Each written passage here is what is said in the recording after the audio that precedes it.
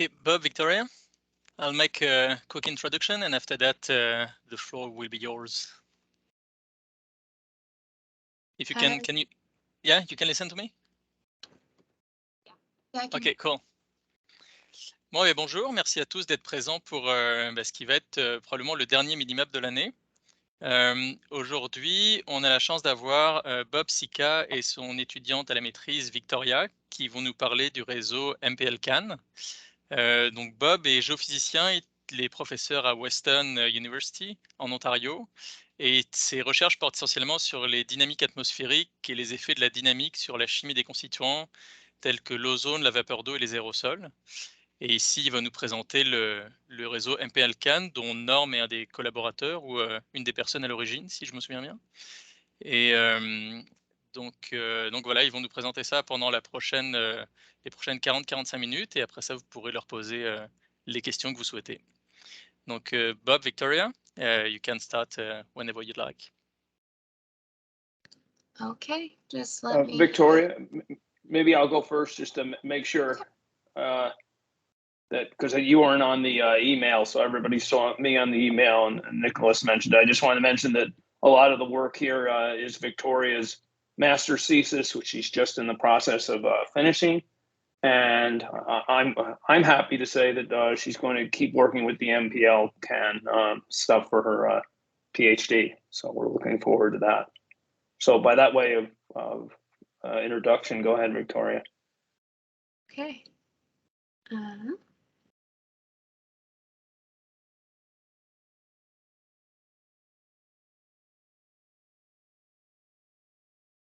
Can everyone see?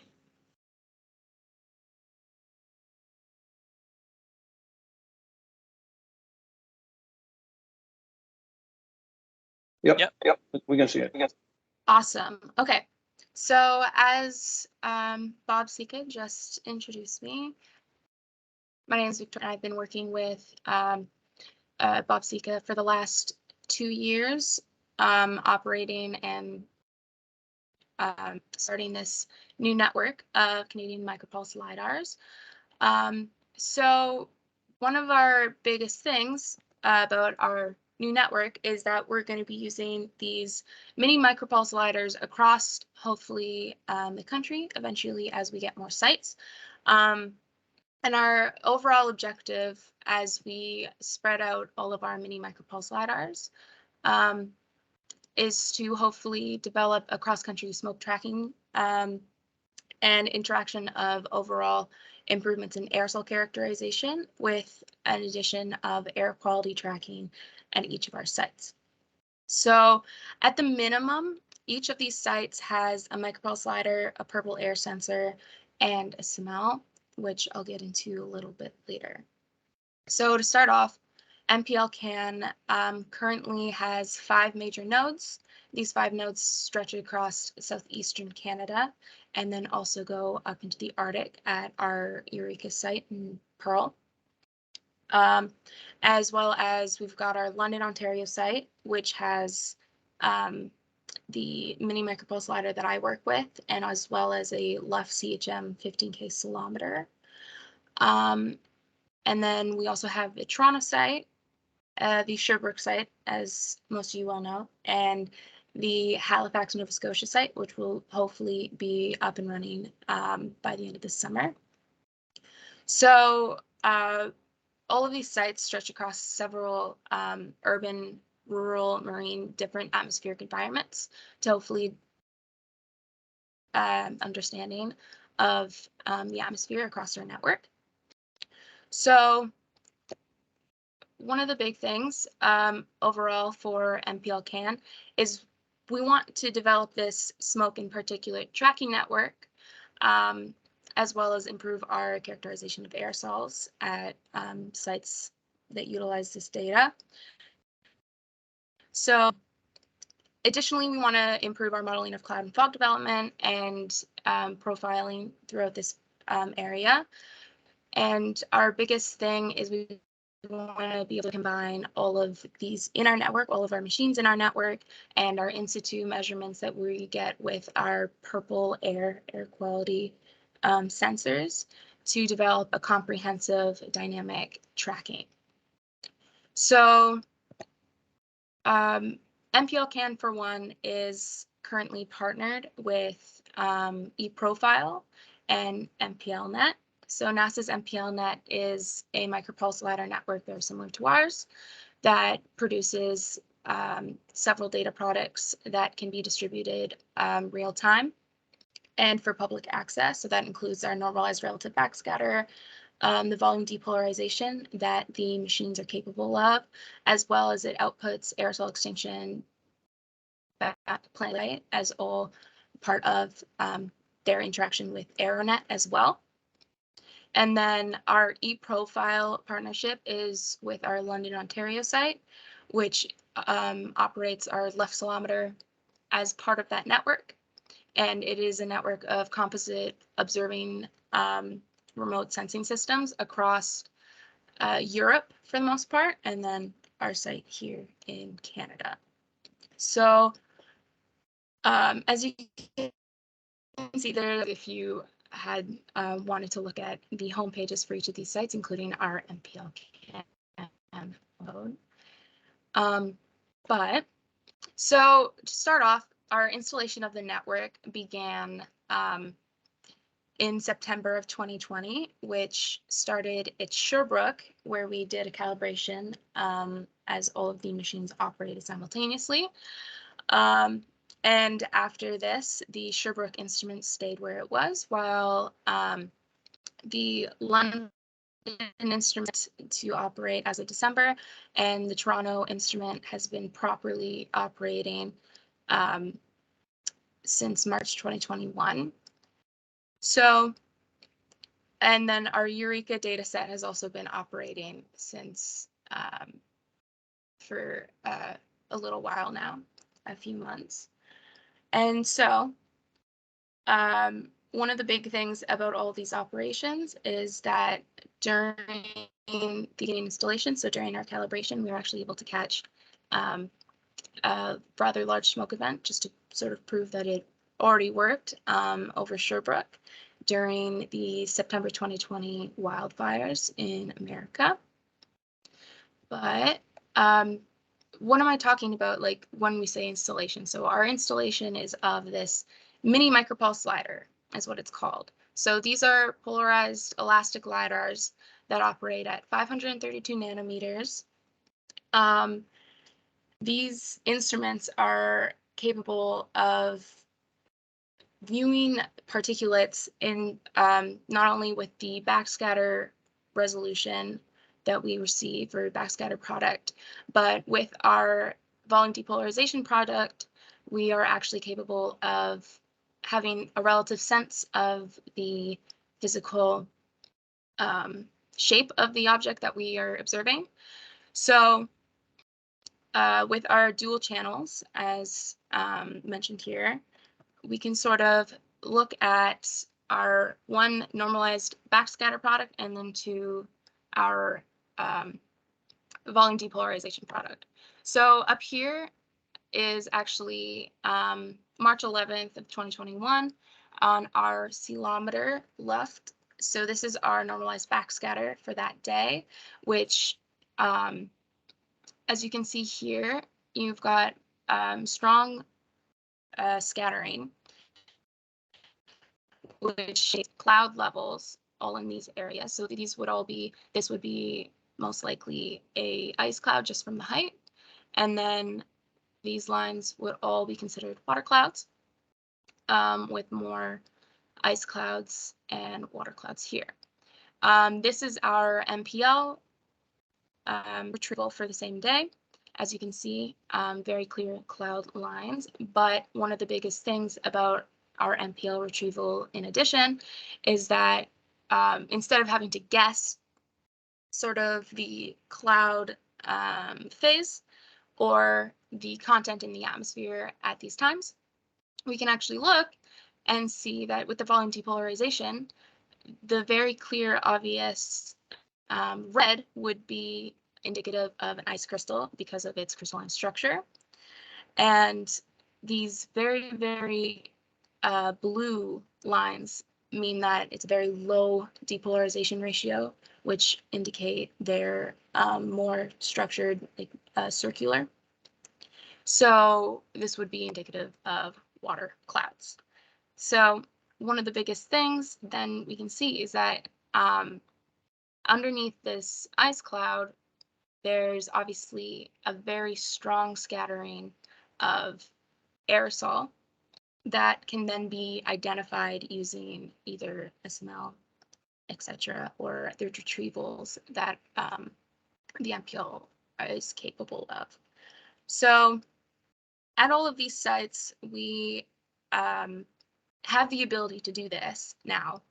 And so, for example, as we've been taking retrievals from Eureka, we have been able to see very, very high scattering clouds, and we're slowly getting a more comprehensive identification and constant identification of the goings on in the atmosphere at Eureka. So for example, we have a very, very high ice cloud up here about at 12 kilometers. And as you can see, we have what we would assume is ice crystals and then also water particulates, as you can see from the depolarization ratio. So it's very, very interesting just to see and be able to visually comprehend the very interesting cloud possibilities with this, and as well as eventually the more in-depth aerosol products. So what I was talking about right in the beginning is what we wanted to do with this network is produce, obviously, a network capable of air quality measurements, cross-country smoke tracking, cross-country aerosol tracking, aerosol dynamics, all of these things. So one of the biggest things we noticed is that it's already catching a lot of smoke events that are coming across the network sites. So here is actually on the left a photo of a smoke event that happened July 21st, 2021. As you can see, there's a major layer of aerosol that comes in across this day. And just on the right here is just a photo of the effects that it was having on the sky. So the red color and the scattering. So during this smoke event, we needed to sort of verify that this is what we were seeing, as it had already been cat and flagged. Obviously, this didn't have a high enough depolarization ratio for it to be considered an ice cloud.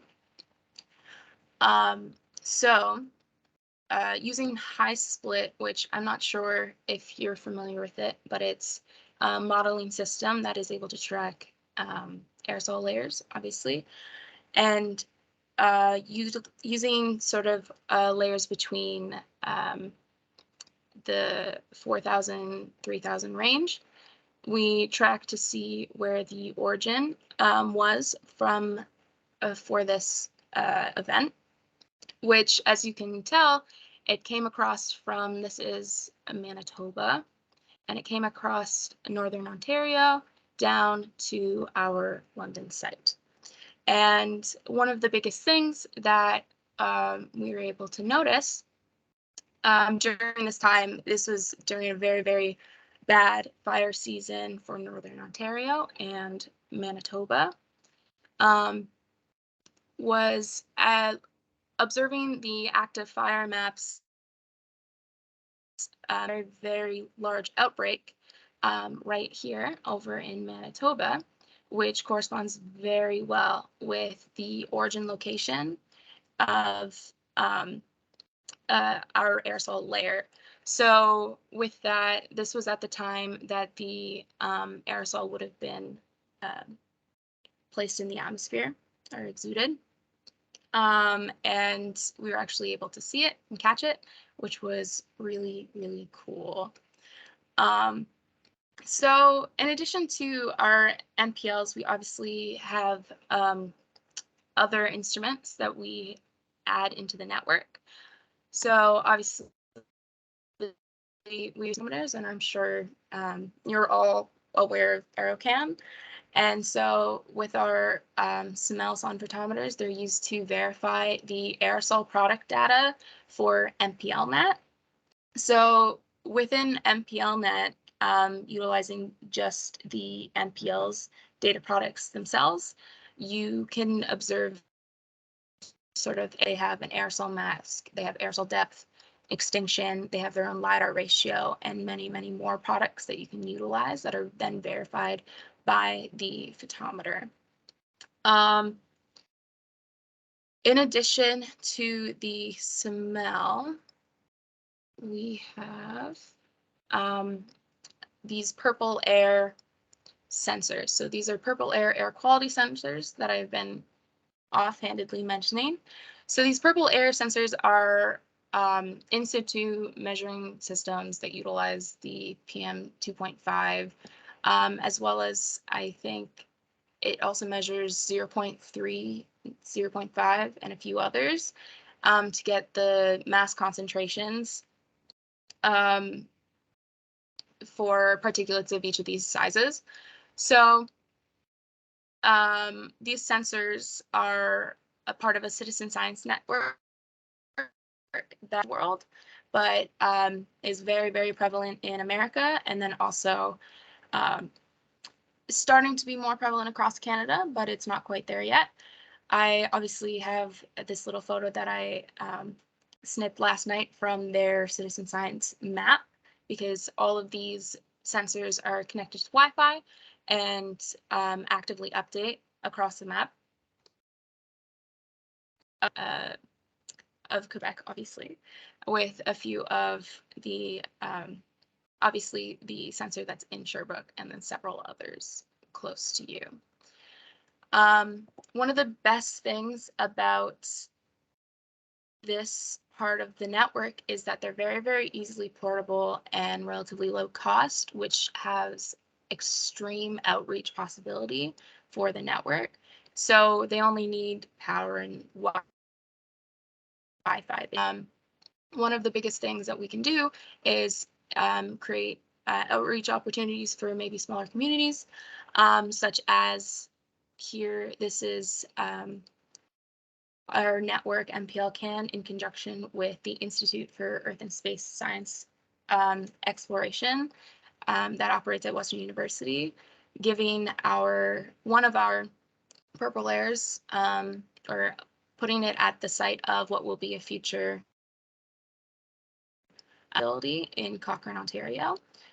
So it has a lot of potential for very, very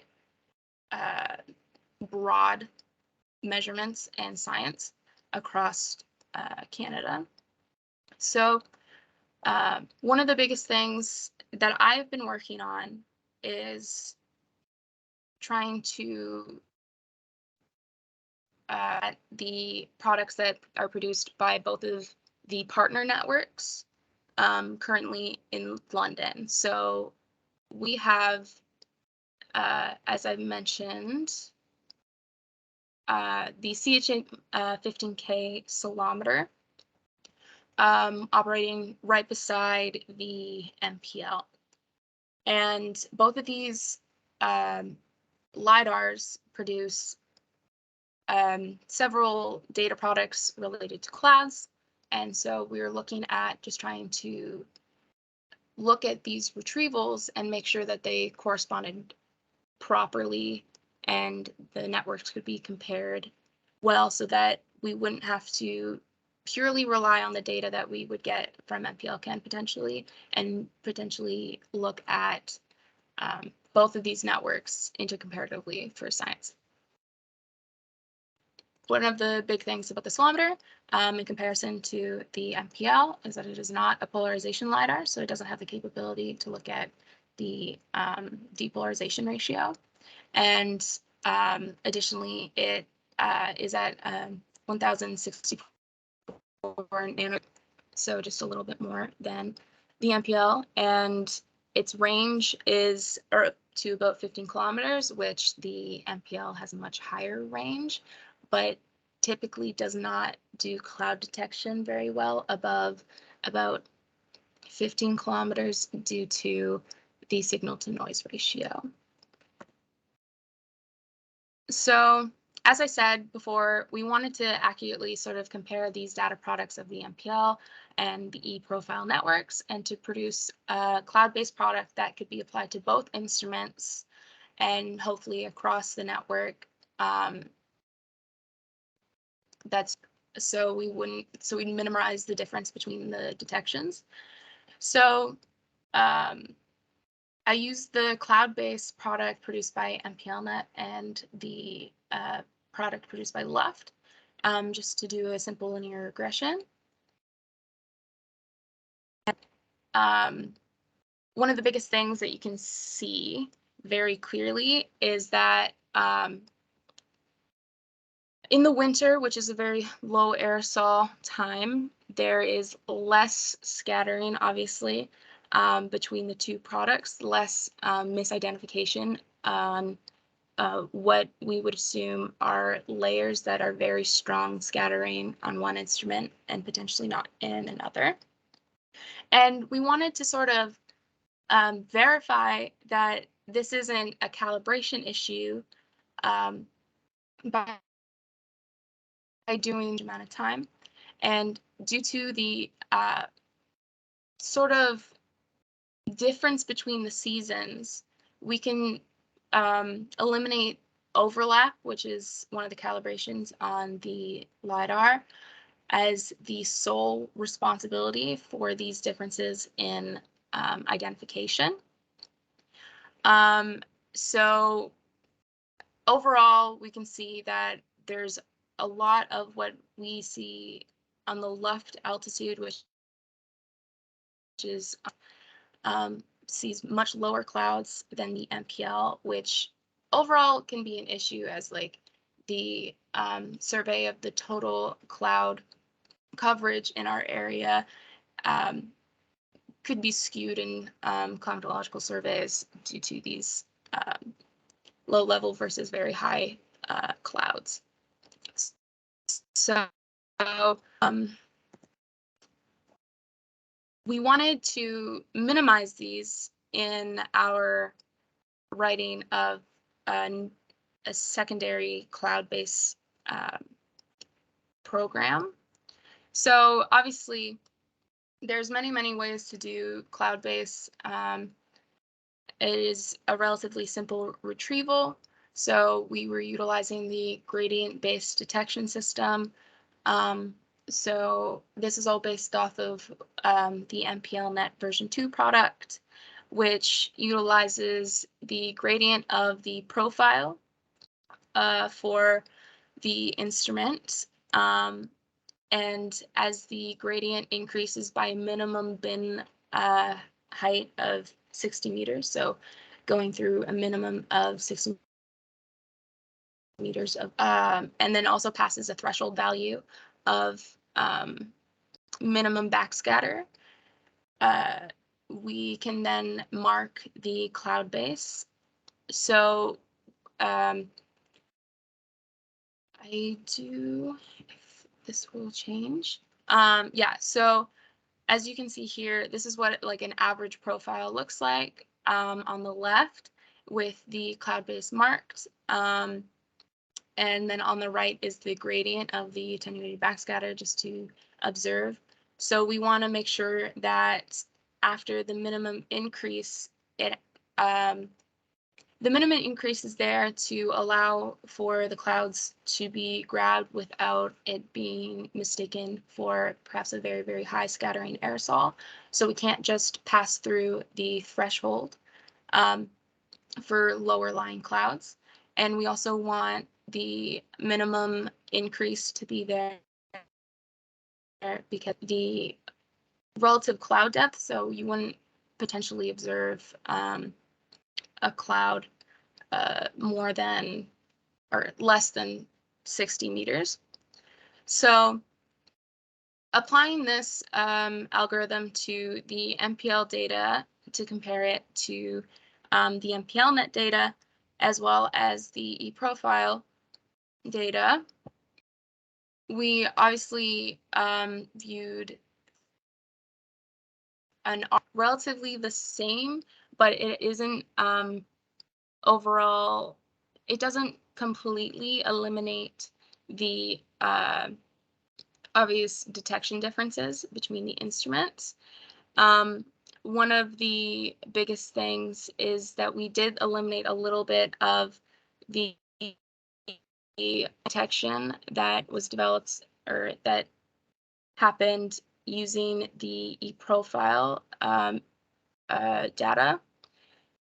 This data obviously is set with our algorithm versus the MPLNet algorithm, and it's overall it doesn't have the same comparison as the MPLNet versus the eProfile, but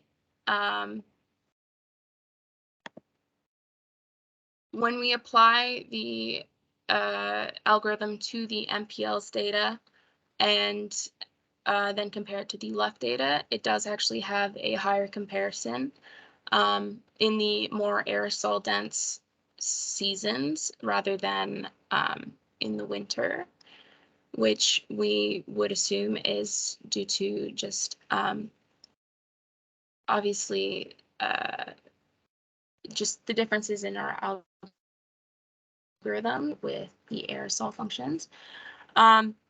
So we wanted to make this available for people that would need just to verify their cloud base height between the networks, and also as we move forward, you can obviously apply this more generally to several instruments rather than being limited to the instruments of the MPLNet network. So as I said, the algorithm, while not showing a total better comparison, it does show a slight decrease in simultaneous low versus high clouds, and it has the ability to be applied to all of the lidars in the network. And for public access and public use, which will be uploaded hopefully by the end of the summer. And overall, I wanted to just thank everyone that's participated in the network, which includes obviously the University of Sherbrooke, Western, Dalhousie, Toronto, as well as Medio Suisse, St. Mary's, University of Quebec in Montreal, and as well as NASA's MPLNet, which produced and completed the calibration for all of the instruments that have been sent out across the network. And we also wanted to acknowledge that all of our instruments operate on Indigenous land, especially today, now that it is National Indigenous Peoples Day. And we wanted to acknowledge that we are operated on here in London, Anishinaabe and Oneida.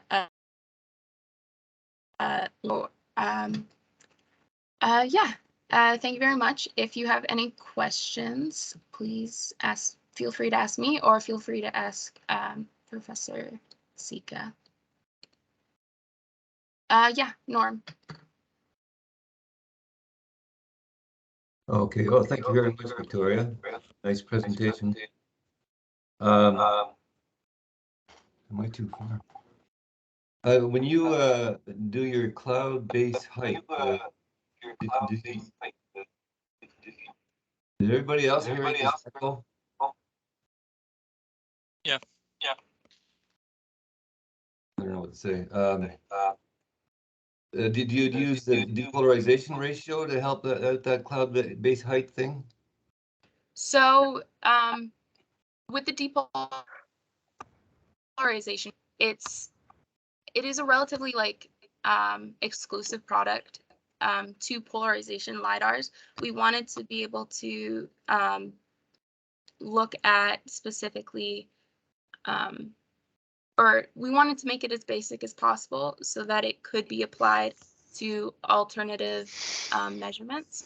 But with the volume depolarization ratio, we can obviously verify whether or not what we're looking at is a very high scattering cloud or a water cloud. But the algorithm that was written, that we wrote, doesn't use the volume depolarization ratio. Okay, I was just wondering. I was just wondering between you or Bob there, where is the Purple Crow LiDAR in all this, or is it running anymore, or is it used as some kind of a validation?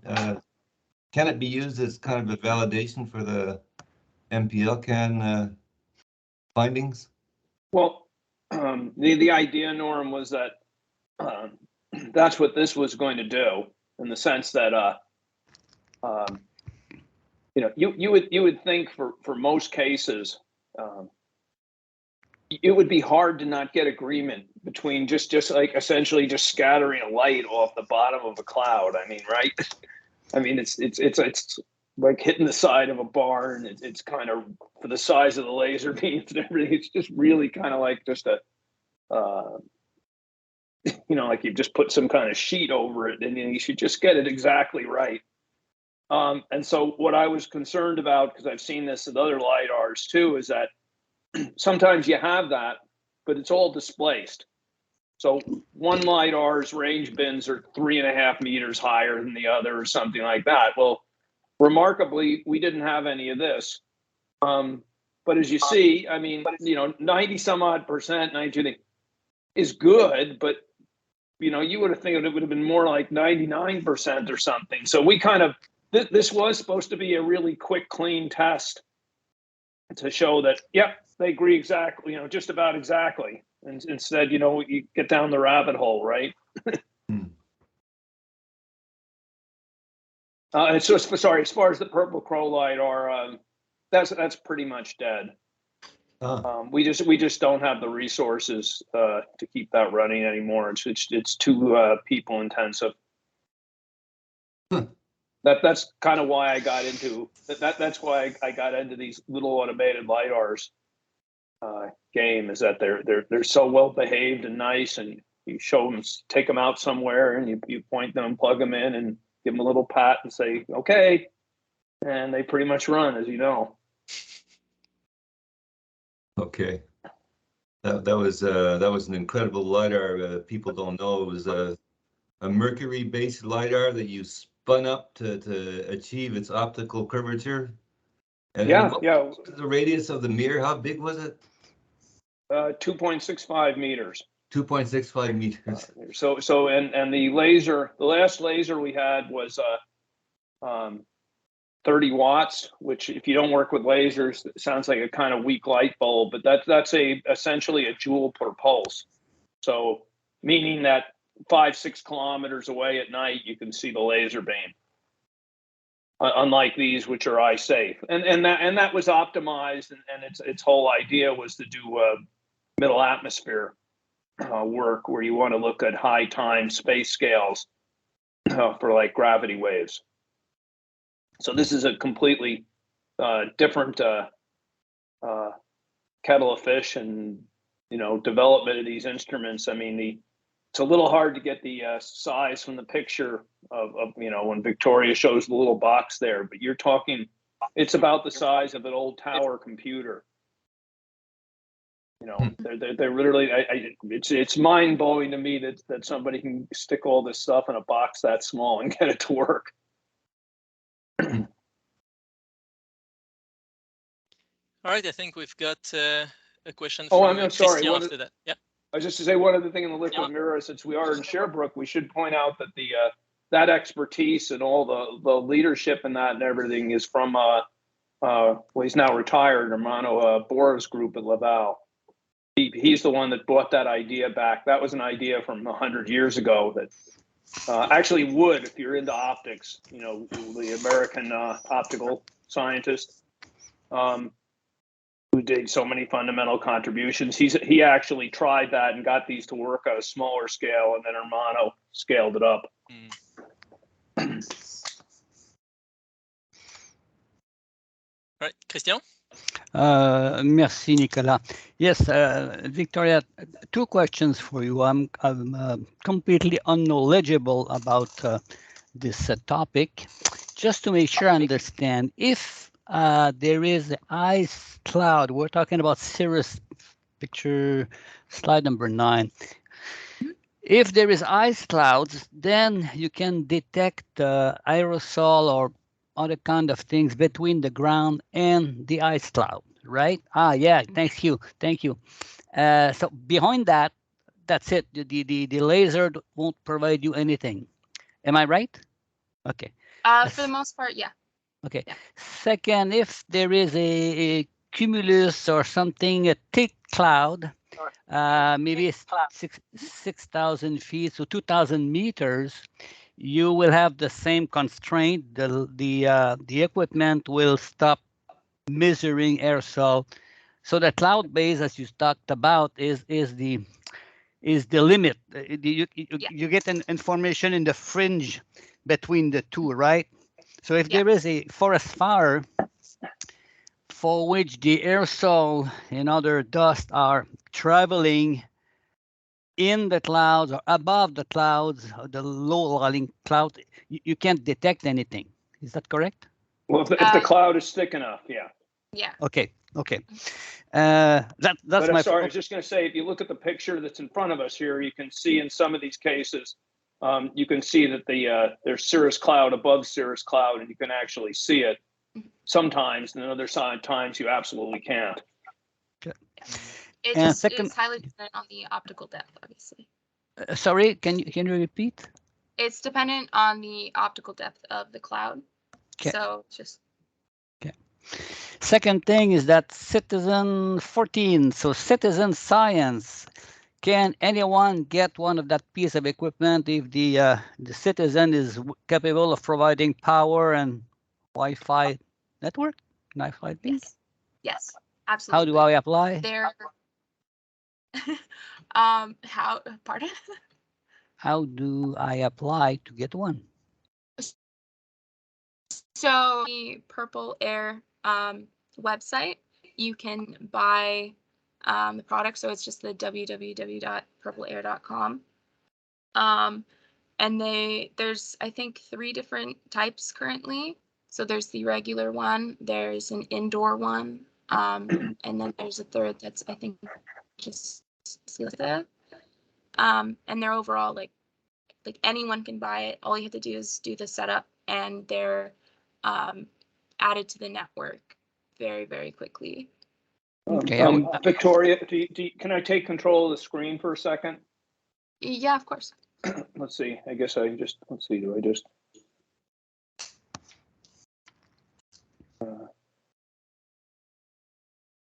Well, I can contact Nicola later on to find or Norm to get a few more details. I'm interested to participate.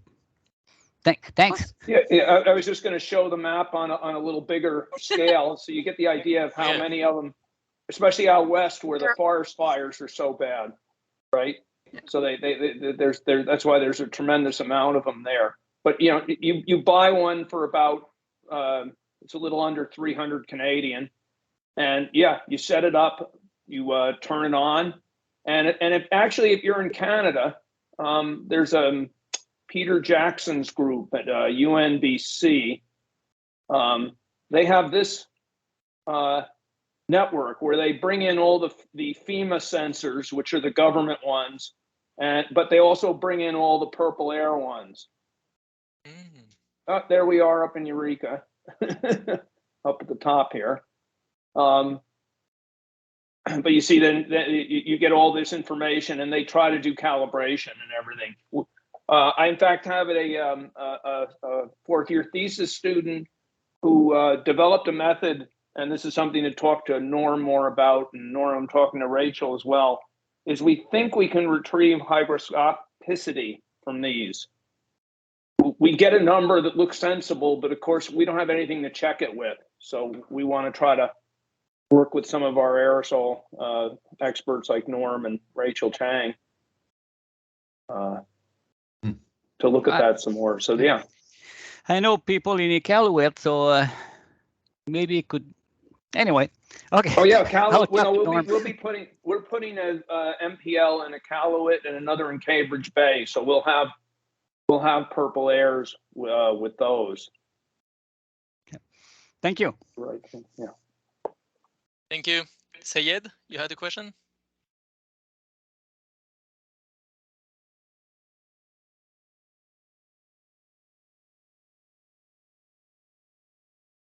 Perhaps he's muted. Yeah, Sayed, can you hear me?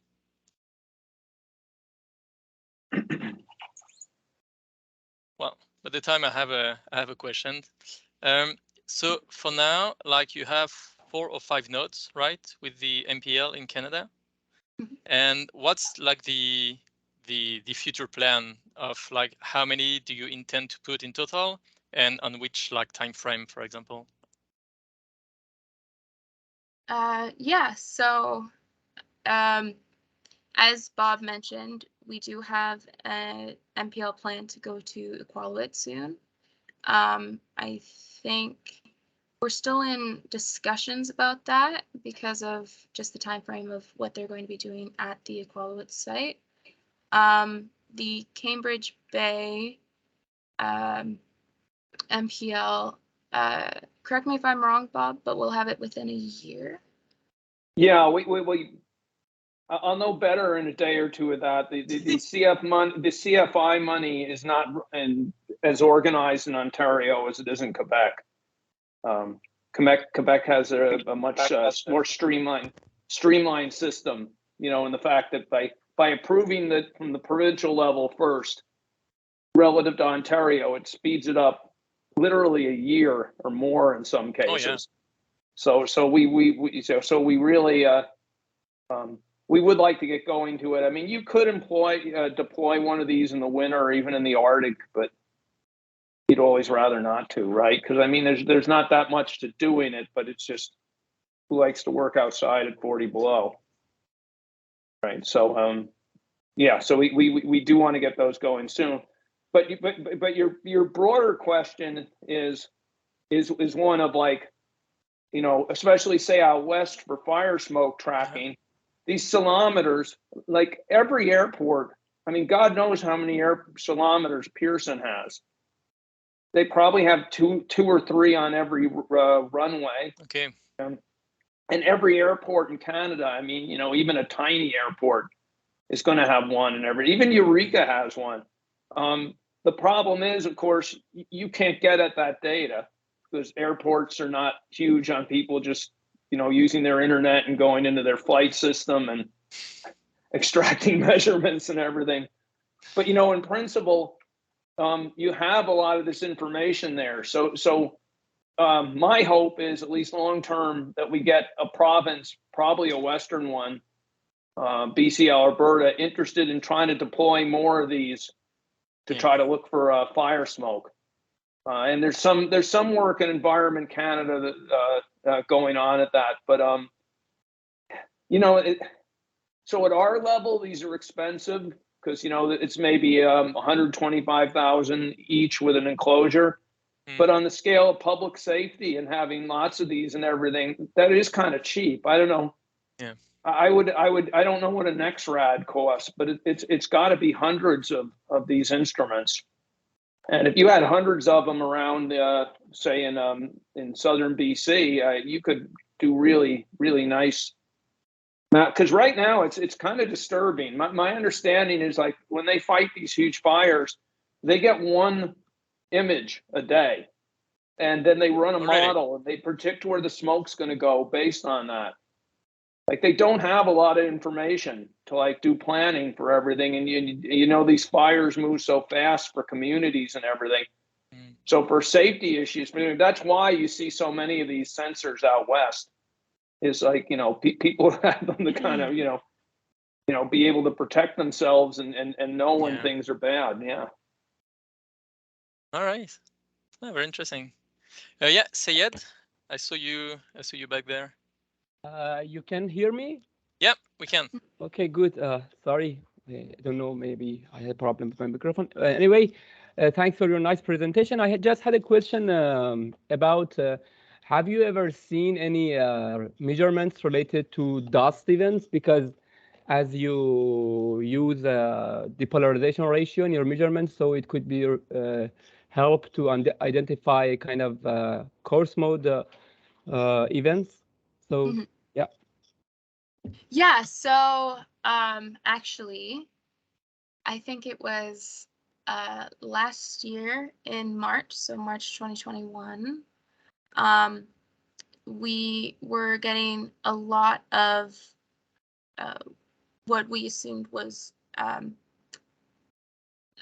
dust from the Gobi Desert during the massive dust storms over there, because we saw a very high presence of aerosol, like overall in the month of March as well as into April, the beginning of April. I did a slight verification of it, or I tried to, using the Simel products, just to compare the angstrom and the Lidar ratio. And from what I could tell, just not being an expert on aerosol at all and just trying to throw everything together, range transport, other long-range transport studies, we do see an increase present of dust in the March and April months. I think it also goes into February. All of this data is actually hosted on MPLNet. So if you were to go in and like look at the months, you would be able to see that there's a very high increase on aerosol. Yeah, in the months of February, March, and April. And this is something that happened, like it was very strong last year, but it's also been very strong this year. But it hasn't yet been fully characterized. So yeah, I just picked this at random. I just picked the 14th to the 20th of March, but you can definitely see some really strong smoke coming through, or dust. Sorry. And just one thing, how did you made yourself sure that it's related to dust, not to clouds or a dense smoke? yeah, so what I did was I was reading a paper done by Judd Welton, who is the person that's in charge of MPLNet, basically. And the way he compared it was using the angstrom exponent versus the Lidar ratio. And so you would have like certain populations of the values that would indicate where or what associated values those should have. So when I was looking at the Lidar ratio and the angstrom exponent, they were conducive with very long range transport of like dust. But when I say like very long range, it was, I think, a study of someone in Mexico looking at dust from Asia. So it was comparable to that, but it wasn't really comparable to that much else. So I'm not an expert in aerosols at all. This is just yeah. Well, but some of it is just that in March, there's like nothing burning. I mean, like NASA and other agencies, they really monitor the fire events. So you got volcanoes. Either have a large volcano, you have a fire, or every spring this Asian dust comes over. I think that's correct, Norm, right? It's really regular. It's not most years. I think it's pretty much every year now, right? Yeah. As part of Yasmin's climatology, we had the particle size distribution from the seamells all over the Arctic and all over Canada too, and we always saw this mode about 1.3 micrometers radius at the time of the Asian dust. So we think that's the Asian dust, and it probably would help you in calculating your Lidar ratio. Yeah, well, so my comment on the Lidar ratio too is that that's something that between Victoria or I or both of us that we're going to try to get down and get done, is that I think that when you have a situation like a ceilometer and an MPL, two different wavelengths with the polarization, I'm pretty confident we can retrieve extinction. And that's always the problem with the LIDARs. They do the backscatter really well, LIDAR, single wavelength LIDAR. But, the LIDAR ratio, you're just making up a number. right? You're saying, well, you know, when I measure this kind of stuff, it's usually around 50, so I'll use 50. You really want to have the extinction. So I think that's really important to do, because I know a lot of these sites have one or two different instruments. I mean, there's all the EarlyNet and other ones that are purpose-built for this and have 3 wavelengths and everything. But I mean, with a kind of cheap relative to something like that combination, I think that's an important quantity that's really missing.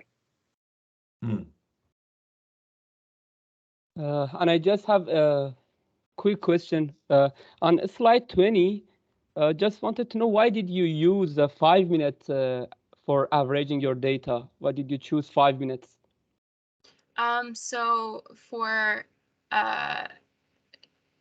the data products that I was using, it was easier to produce a value for the 5 minutes and to co-add all of the bins so that we wouldn't be missing very, very low setting clouds. I was using the 5 minutes as well, trying to look at the comparison between sort of the quality assured data sets with eProfile as well.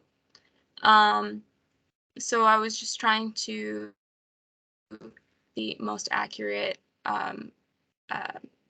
cloud-based retrieval without losing in like the very low scattering clouds that continually happen over the 5 minutes. So typically you can, like the for the regression, I was using the 5 minutes, but you can apply it to any of the temporal resolutions of either the instruments that I use. So it was just a stylistic choice. I was wondering, maybe you have applied kind of analysis to find the best time interval, which is 5 minutes. So you just you didn't had any analysis on different time beams and then choose 5 minutes. 5 minutes being okay. Good. Thank you. Thanks. Est-ce qu'il y a d'autres questions pour Victoria ou Bob?